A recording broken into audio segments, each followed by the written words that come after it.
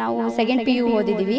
ನಮ್ಮ ತಂದೆಯವರು ಏನಾದರೂ ಏನು ಮಾಡಬೇಕು, ಯಾವ ಟೈಮ್ಗೆ ಏನೇನು ಮಾಡಬೇಕು ಅಂತ ಹೇಳ್ಕೊಟ್ರು. ಹಾಗಾಗಿ ಈಗ ನಾನೇ ಎಲ್ಲ ಕಲ್ತ್ಕೊಂಡು ನಾನೇ ಮಾಡ್ಕೊಂಡು ಕೃಷಿನ ನಾವೇ ಈಗ ವ್ಯವಸಾಯ ನಾನೇ ಮಾಡ್ತಿದ್ದೀನಿ. ಮತ್ತು ನಮಗೆ ಹೆಲ್ಪ್ ಮಾಡೋಕ್ಕೆ ಯಾರು ನಮ್ಮ ಮನೆಯವರು ಹುಷಾರು ತಪ್ಪಿದ್ರಿಂದ ಯಾರೂ ಇಲ್ಲ. ಹಾಗಾಗಿ ನಾನೇ ಮಾಡ್ತಾ ಇದ್ದೀನಿ.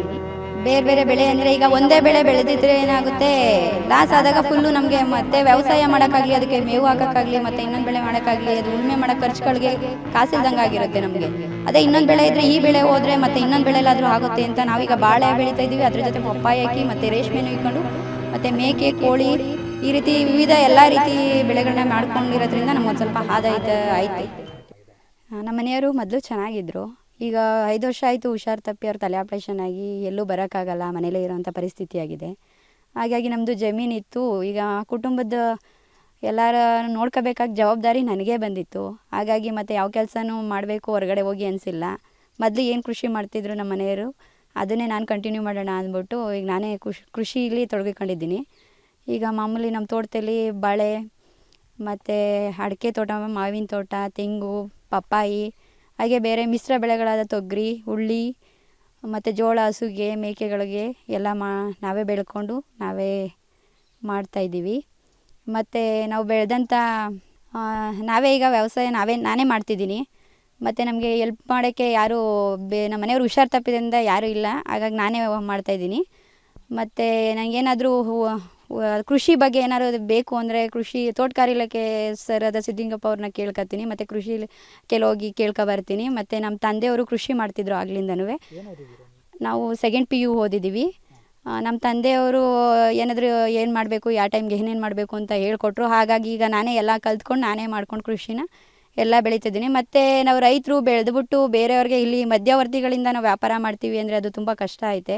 ನಮಗೆ ಬರೋ ಲಾಭಕ್ಕಿಂತ ಅವ್ರಿಗೆ ಹೆಚ್ಚಾಗಿ ಲಾಭ ಬರುತ್ತೆ. ಹಾಗಾಗಿ ನಾವು ಬೆಳೆದಿದ್ದನ್ನು ನಾವೇ ಮಾರ್ಕೆಟಿಗೆ ತಗೋಗಿ ಮಾರಿದ್ರೆ ನಮಗೆ ಲಾಭ ಬರುತ್ತೆ ಹೆಚ್ಚಾಗಿ. ಉದಾಹರಣೆಗೆ ಬಾಳೆಹಣ್ಣು ನಾವು ಬೆಳೆದಾಗ ಈ ವರ್ಷದಲ್ಲಿ ರೈಟ್ ಇರಲಿಲ್ಲ ನಮ್ಗೆ ಹೋದ ವರ್ಷ. ಹಂಗಾಗಿ ಬಾಳೆಹಣ್ಣು KG ಬರೀ 20 ರೂಪಾಯಿಗೂ ತಗೊಳ್ಳಲ್ಲ ಅಂದರು, ಚೆನ್ನಾಗಿರೋ ಕ್ವಾಲಿಟಿ ಬಾಳೆಹಣ್ಣು. ನಾವು ಹಣ್ಣು ಮಾಡಿ ನಾವೇ ಮಾರ್ಕೆಟ್ಗೆ ಹೋಗಿ KGಗೆ 60 ರೂಪಾಯಿ ಥರ ನಾವೇ ಮಾರಿ ಬಂದದ್ರಿಂದ ನಮಗೆ ಸ್ವಲ್ಪ ಆದಾಯ ಜಾಸ್ತಿ ಸಿಕ್ತು. ಈಗ ಮಾವಿನ ತೋಟನೂ ಅಷ್ಟೇ, ಮಾವಿನಕಾಯಿನೂ ನಾವೇ ಮಾರ್ಕೆಟ್ಗೆ ಹೋಗಿ ಮಾರ್ತೀವಿ. ಈಗ ರೇಷ್ಮೆ ಬೆಳಿತೀವಿ, ರೇಷ್ಮೆ ಬೆಳೆದ್ರು ಗೂಡು ಸುಹದ ನಾನೇ ಮಾರ್ಕೆಟ್ಗೆ ಹೋಗಿ ಮಾರಾಟ ಮಾಡ್ಕೊಂಡು ಬರ್ತಿದ್ದೀವಿ. ಹಂಗಾಗಿ ನಾವು ಕೃಷಿಲಿ ಏನೋ ಸ್ವಲ್ಪ ಆದಾಯನ ನೋಡ್ತಿದ್ದೀವಿ ಅಂತ ನಮ್ಗನ್ಸಿದೆ. ಏನೇನು ಕೆಲಸ ಮಾಡ್ತೀರಿ ನೀವು? ನಾವು ಎಲ್ಲ ಕೆಲಸ ಮಾಡ್ತೀವಿ. ಪ್ರತಿಯೊಂದು ಔಷಧಿ ಹೊಡೆತದಿಂದ ಈಗ ಉಳುಮೆ ಬೇಕು, ಟ್ಯಾಕ್ಟ್ರ್ ಓಡಿಸೋದು ಕಲ್ತ್ಕೊಂಡ್ವಿ. ಅದು ಕಲಿಬೇಕಾದ್ರೆ ಅನಿವಾರ್ಯ ಆಗಿತ್ತು ನನಗೆ. ಈಗ ಉಳುಮೆ ಹೊಡೆಯೋ ಟೈಮ್ಗೆ ಡ್ರೈವರ್ಗಳು ಸಿಗ್ತಾರೆ. ಗಾಡಿ ಸ್ವಂತ ಇತ್ತು, ಆದರೂ ಡ್ರೈವರ್ಗಳು ಇರ್ತಾಯಿರಲಿಲ್ಲ. ಇವತ್ತಿರ್ತಾರೆ, ನಾಳೆ ಹೋಗ್ತಿದ್ದಾರೆ. ಹಾಗಾಗಿ ಬೇರೆ ಜಮೀನು ಉಳ್ದೆ ಹೋದ್ರು ನಮ್ಮ ಜಮೀನು ನಮ್ಗೆ ಬೇಕು ಅಂದಾಗ ಉತ್ಕೋಬೇಕು ಅನ್ನೋ ಕಾರಣಕ್ಕಾಗಿ ನಾನು ಟ್ಯಾಕ್ಟ್ರ್ ಓಡಿಸೋದು ಕಲಿತೆ. ಅದಕ್ಕೆ ನನ್ನ ತಮ್ಮ ಸಪೋರ್ಟಾಗಿ ನಿಂತು ನನ್ನ ತಮ್ಮ ಟ್ಯಾಕ್ಟ್ರ್ ಓಡಿಸೋದು ಕಲಿಸ್ಕೊಟ್ಟಿದ್ದಾನೆ. ನಮ್ಮ ಜಮೀನಿಗೆ ನಾನೇ ಈಗ ಡ್ರೈವರ್ಗಳಿಲ್ಲ ಅಂದರೂ ನಾನು ಉಳ್ತೀನಿ ಅನ್ನೋದು ಅಷ್ಟು ಕೆಪಾಸಿಟಿ ನನಗೆ ಬಂದಿದ್ದೆ. ಈಗ ನಾನೇ ಉತ್ಕೊಂಡು ನಾನೇ ಏನು ಬೇಕೋ ವ್ಯವಸಾಯ ಮಾಡಬೇಕೋ, ಯಾವ ಟೈಮ್ ಬೇಕು ಟ್ಯಾಕ್ಟ್ರ್ ಉಳುಮೆ ಮಾಡ್ಕೊಂಡು ನಾನೇ ಮಾಡ್ತೀನಿ. ಬಾಳೆ ಔಷಧಿಗೂ ಸುಧಾ ಚಿಕ್ಕಗಿದ್ದಾಗಿಂದನೂ ನಾನೇ ಹೊಡ್ಕೊತಿದ್ದೆ. ಅದನ್ನು ಔಷಧಿನೂ ಹಾಕೋದು, ಮೇವು ಹಾಕೋದು, ಗೊಬ್ಬರ ಹಾಕೋದು. ಟೈಮ್ ಬಂದಾಗ ಕೆಲವು ಟೈಮ್ನಲ್ಲಿ ಒಬ್ಬಳೇ ಎಲ್ಲ ಮಾಡೋಕ್ಕಾಗದೇ ಇದ್ದಾಗ ಮಾತ್ರ ಹಾಳುಗಳು ಕರ್ಕೊಂಡು ಮಾಡ್ತೀವಿ. ಇದ್ದ ಟೈಮ್ನಲ್ಲಿ ಮಾತ್ರ ಎಲ್ಲ ನಾನೇ ಮಾಡ್ಕೊತೀನಿ. ಮತ್ತು ಔಷಧಿ ಹೊಡೆಯೋದಾಗಲಿ, ಮೇವು ಹಾಕೋದಾಗಲಿ ಪ್ರತಿಯೊಂದು ನಾವೇ ಮಾಡ್ಕೋಬೇಕಾಗಿ ಬರುತ್ತೆ. ಅಂದರೆ ನಮ್ಮ ಟೈಮ್ಗೆ ಆಳುಗಳು ಸಿಗೋಲ್ಲ. ಈಗ ತೇವ ಇರುತ್ತೆ, ಆ ಟೈಮ್ಗೆ ಮೇವು ಹಾಕಬೇಕು, ಗೊಬ್ಬರ ಹಾಕಬೇಕು ಅಂದಾಗ ಆಳುಗಳು ಸಿಗೋಲ್ಲ. ಹಾಗಾಗಿ ನಾವೇ ಮಾಡಬೇಕಾದ ಪರಿಸ್ಥಿತಿ ಇರುತ್ತೆ, ನಾವೇ ಮಾಡ್ಕೊತೀವಿ.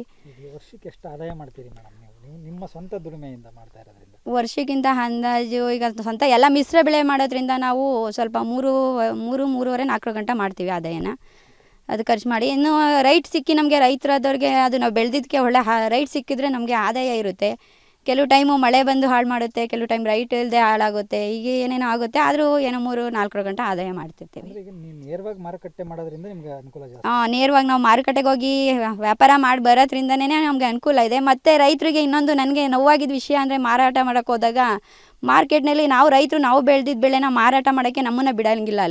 ಇಲ್ಲಿ ಮಾರಬೇಡಿ, ನಮ್ಮದು ಇದು ಜಾಗ, ನಾವು ಮಾರ್ತೀವಿ ಅಂತ ನಮ್ಮನ ಮೇಲೆ ಜಗಳ ಮಾಡಿದ್ರು. ಆದರೂ ರೋಡ್ ಸೈಡಲ್ಲಿ ಕೆಸರುಗಳಲ್ಲಿ ನಾವು ಟ್ಯಾಕ್ಟ್ರ್ ತೊಗೊಂಡೋಗಿ ಟ್ಯಾಕ್ಟ್ರಲ್ಲಿ ನಿಂತ್ಕೊಂಡು ಬಾಳೆಹಣ್ಣು ಮಾರ್ಕೊಂಡು ಬಂದಿದ್ದೀವಿ. ಆದರೂ ಅಲ್ಲೂ ನಿಲ್ಸ್ಕೊಂಡು ಕೊಡೋಂಗಿಲ್ಲ, ಇಲ್ಲೂ ಮಾರಬೇಡಿ, ನಮ್ಗೆ ವ್ಯಾಪಾರ ಆಗಲ್ಲ, ಹೋಗಿ ನೀವು ಆ ಕಡೆ ಹೋಗಿ ಈ ಕಡೆ ಹೋಗಿ ಅಂತ ಹೇಳ್ತಾರೆ. ಅದಾಗಿ ಅದೊಂದು ನೋವು ಆಯಿತು ನನಗೆ. ಇಷ್ಟೆಲ್ಲ ಕಷ್ಟ ಬಿದ್ದು ಬೆಳೆದು ನಾವು ಮಾಡಿದ್ರೂ ನಮಗೆ ಮಾರಾಟ ಮಾಡೋಕ್ಕೆ ಬಿಟ್ಕೊಡೋದಿಲ್ವಲ್ಲ ಜನಗಳು ಅಂತ ನೋವಾಯ್ತು ಅದೊಂದು. ಈಗ ನಿಮ್ಮ ಮನೆಯಲ್ಲಿ ಯಾರ್ಯಾರು ಇದ್ದಾರೆ? ಎಲ್ಲರೂ ನೀವೇ ಸಾಕ್ತಾ ಇದ್ದೀರಾ? ನಮ್ಮ ಮನೇಲಿ ನಮ್ಮ ಮನೆಯವರಿದ್ದಾರೆ, ನನಗಿಬ್ಬರು ಮಕ್ಕಳಿದ್ದಾರೆ. ಒಂದು ಗಂಡು ಏನಾಗಿದೆ? ಮನೆಯವ್ರಿಗೆ ತಲೆ ಆಪ್ರೇಷನ್ ಆಗಿ 5 ವರ್ಷ ಆಯಿತು. ಬೆಡ್ ಇಟ್ಟು ಬೆಡ್ಡಲ್ಲಿ ಇರ್ತಾರೆ ಅವರು, ಎಲ್ಲೂ ಓಡಾಡಂಗಿರಲ್ಲ, ಏನಿಲ್ಲ. ಅವರು ಮನೆ ಹತ್ರ ಇರೋದು. ಮಕ್ಕಳು ಓದ್ತಿದ್ದಾರೆ, ಚಿಕ್ಕ ಮಕ್ಕಳುಗಳು. ಮತ್ತು ನಮ್ಮ ಮಾವ, ನಮ್ಮ ಮನೆಯವರ ಅತ್ತೆ ಸೋದರತ್ತೆ ಇದ್ದಾರೆ, ಅವ್ರನ್ನೂ ಸುದ್ದ ನಾವೇ ನೋಡ್ಕೊಬೇಕು. ಮನೇಲಿ ಎಲ್ಲನೂ ನಾವೇ ನೋಡಿಕೊಂಡು ವ್ಯವಸಾಯ ಮಾಡಿಕೊಂಡು ಸಾಕ್ತಾಯಿದ್ದೀವಿ. ವ್ಯವಸಾಯದಲ್ಲಿ ಖುಷಿಯಾಗಿದ್ದೀರಾ? ವ್ಯವಸಾಯ ಮಾಡ್ಕೊಂಡು ಖುಷಿಯಾಗಿದ್ದೀವಿ. ಇನ್ನೊಂದು ವಿಚಾರ ಏನು ಹೇಳಬೇಕು ಅಂದರೆ, ಈಗ ಹೊರಗಡೆ ಹೋಗಿ ಬೇರೆಯವ್ರ ಕೈ ಕೆಳಗೆ ಅವರ ಕೈಲಿ ಬೈಸ್ಕೊಂಡು ಕೆಲಸ ಮಾಡಿ ಬೆಳಗ್ಗೆಯಿಂದ ಸಂಜೆ ಗಂಟ ಮಾಡೋದಕ್ಕೆ ನಮ್ಮ ಭೂಮಿಲಿ ನಾವೇ ಗೈಕೊಂಡು ನಮ್ಗೆ ಸಾಕಾದಾಗ ಒಂದು ಸ್ವಲ್ಪ ರೆಸ್ಟ್ ತಗೋಬೋದು, ನಾವು ಕೆಲಸ ಮಾಡಬೇಕು ಅಂದರೆ ಮಾಡ್ಬೋದು. ಹಾಗಾಗಿ ಖುಷಿಯಾಗಿ ನಾವು ವ್ಯವಸಾಯ ಮಾಡೋದ್ರಲ್ಲಿ ಖುಷಿಯಾಗಿದ್ದೀವಿ. ನಾವು ಮಿಶ್ರ ಬೆಳೆ ಬೆಳೀತಾ ಇದ್ದೀವಿ. ಈಗ ಒಂದೇ ಬೆಳೆ ಏಕಪದ್ಧತಿ ಬೆಳೆಯಿಂದ ನಮಗೆ ಆದಾಯ ಕಡಿಮೆ ಇರುತ್ತೆ. ಈಗ ಅದಕ್ಕೆ ರೈಟ್ ಸಿಗುತ್ತಾ ಇಲ್ಲ ಏನೋ ಆಗಿರುತ್ತೆ. ಅದರಿಂದ ಮಿಶ್ರ ಬೆಳೆಯಿಂದ ನಾವು ಈಗ ಎಲ್ಲ ಬೆಳೆಯೋದ್ರಿಂದ ಈಗ ವ್ಯವಸಾಯ ಜೊತೆಗೆ ಮೇಕೆ ಮತ್ತು ಹಸು ಮತ್ತು ನಾಟಿ ಕೋಳಿಗಳನ್ನು ಸಾಕ್ತಾಯಿದ್ದೀವಿ. ಮತ್ತು ಈಗ ತರಕಾರಿಗಳಾದ ಬೇಬಿಕಾನ್ ಜೋಳ ಬೆಳೀತಿದ್ವಿ, ತೊಗರಿ ಬೆಳೀತಿದ್ವಿ, ಮತ್ತು ಬೆಂಡೆ ಗಿಡ ಬೆಳೀತಿದ್ದೀವಿ ಅಂತ ಹೇಳಬೇಕಾ? ಈಗೇನು ಸ್ಟಾರ್ಟಿಂಗ್ ಮೊದಲಿಂದ ಮಾಡಬೇಕಾ? ನಾವು ಈ ಥರ ಮಿಶ್ರ ಬೆಳೆಗಳನ್ನ ಬೆಳೀತಾ ಇದ್ದೀನಿ. ಆಳುಗಳ ಕೊರತೆ ಆದಾಗ ಈಗ ಮಿಶ್ರ ಬೆಳೆಗಳನ್ನ ಮಾಡ್ತಿದ್ದೀವಿ. ಈ ಮಿಶ್ರ ಬೆಳೆಗಳು ಮಾಡೋದ್ರಿಂದ ಒಂದು ಬೆಳೆಯಲ್ಲಿ ರೈಟ್ ಸಿಕ್ಕಿಲ್ಲ, ಅದರಲ್ಲಿ ಲಾಸ್ ಆದ್ವಿ ಅಂದರೆ ಮತ್ತೆ ಇನ್ನೊಂದು ಬೆಳೆಯಿಂದ ನಮಗೆ ಲಾಭ ಬರುತ್ತೆ. ಹಾಗಾಗಿ ಈಗ ಆಳು ಸಿಗದೆ ಇದ್ದಾಗ ನಾನೇ ಅದನ್ನು ಮಾಡ್ತಿರ್ತೀನಿ, ನಾವೇ ಅದನ್ನು ಕೆಲಸ ಮಾಡ್ತಿರ್ತೀವಿ ಎಲ್ಲನೂ. ನಿಮ್ಗೆ ಐಡಿಯಾ ಬಂದಿದ್ದು ಹೇಗೆ ಮೇಡಮ್ ಬೇರೆ ಬೇರೆ ಬೆಳೆಗಳನ್ನ ಬೆಳಿಬೇಕು ಅಂತ? ಬೇರೆ ಬೇರೆ ಬೆಳೆ ಅಂದರೆ ಈಗ ಒಂದೇ ಬೆಳೆ ಬೆಳೆದಿದ್ರೆ ಏನಾಗುತ್ತೆ, ಲಾಸ್ ಆದಾಗ ಫುಲ್ಲು ನಮಗೆ ಮತ್ತೆ ವ್ಯವಸಾಯ ಮಾಡೋಕ್ಕಾಗಲಿ, ಅದಕ್ಕೆ ಮೇವು ಹಾಕೋಕ್ಕಾಗಲಿ, ಮತ್ತು ಇನ್ನೊಂದು ಬೆಳೆ ಮಾಡೋಕ್ಕಾಗಲಿ, ಅದು ಉಳುಮೆ ಮಾಡೋ ಖರ್ಚುಗಳಿಗೆ ಕಾಸಿಲ್ದಂಗೆ ಆಗಿರುತ್ತೆ ನಮಗೆ. ಅದೇ ಇನ್ನೊಂದು ಬೆಳೆ ಇದ್ದರೆ ಈ ಬೆಳೆ ಹೋದರೆ ಮತ್ತು ಇನ್ನೊಂದು ಬೆಳೆಲಾದರೂ ಆಗುತ್ತೆ ಅಂತ ನಾವೀಗ ಬಾಳೆ ಬೆಳೀತಾ ಇದ್ದೀವಿ. ಅದ್ರ ಜೊತೆ ಪಪ್ಪಾಯ ಹಾಕಿ ಮತ್ತು ರೇಷ್ಮೆನೂ ಇಕ್ಕೊಂಡು ಮತ್ತು ಮೇಕೆ, ಕೋಳಿ, ಈ ರೀತಿ ವಿವಿಧ ಎಲ್ಲ ರೀತಿ ಬೆಳೆಗಳನ್ನ ಮಾಡ್ಕೊಂಡಿರೋದ್ರಿಂದ ನಮ್ಗೊಂದು ಸ್ವಲ್ಪ ಆದಾಯ ಐತೆ. ಅಡಿಕೆನೂ ಬೆಳಿತೀರಾ? ಅಡಿಕೆ ಗಿಡನೂ ಹಾಕಿದ್ದೀವಿ. ಈಗ ಫಸಲು ಬರಬೇಕು. ಈಗ ಒಂದು ಚಿಕ್ಕ ಸೈಜ್ ಅಡಿಕೆ ಗಿಡ ಸೊಸಿಗಳು ಹಾಕಿದ್ದೀವಿ. ಮತ್ತು ತೆಂಗು ದೊಡ್ಡದಿದೆ, ಅದ್ರ ಬದಲು ಈಗ ಮಾವಿನ ತೋಟದಲ್ಲೇ ಬರೀ ಮಾವಿನ ತೋಟನೇ ನೋಡೋಕ್ಕಾಗಲ್ಲ ಅಂದ್ಬಿಟ್ಟು ಮಧ್ಯ ತೆಂಗಿನ ಸೊಸಿನೂ ಹಾಕಿದ್ದೀವಿ ತೋಟಕ್ಕೆಲ್ಲನೂ. ಹಾಗೆ ಅಡಿಕೆ ಸೊಸಿನೂ ಹಾಕ್ಕೊಂಡು ಅದು ರೇಷ್ಮೆ ಮಧ್ಯ ಹಾಕಿದ್ದೀವಿ. ಅಡಿಕೆ ರೇಷ್ಮೆ ಇದಾದ ತಕ್ಷಣ ಅಡಿಕೆ ತೋಟ ಎದ್ದೇಳುತ್ತೆ ಅಂತ ಮಧ್ಯ ಎಲ್ಲ ಮಿಶ್ರ ಬೆಳೆ ಮಾಡಿದ್ದೀವಿ. ಎಲ್ಲ ನಮ್ಮ ತೋಟದ ಫುಲ್ಲು ಮಿಶ್ರ ಬೆಳೆ ಹಾಕೊಂಡಿದ್ದೀವಿ. 4 ಎಕರೆ ಐತೆ. ನಾವು ಸೆಕೆಂಡ್ PU ಓದಿದ್ದೀವಿ.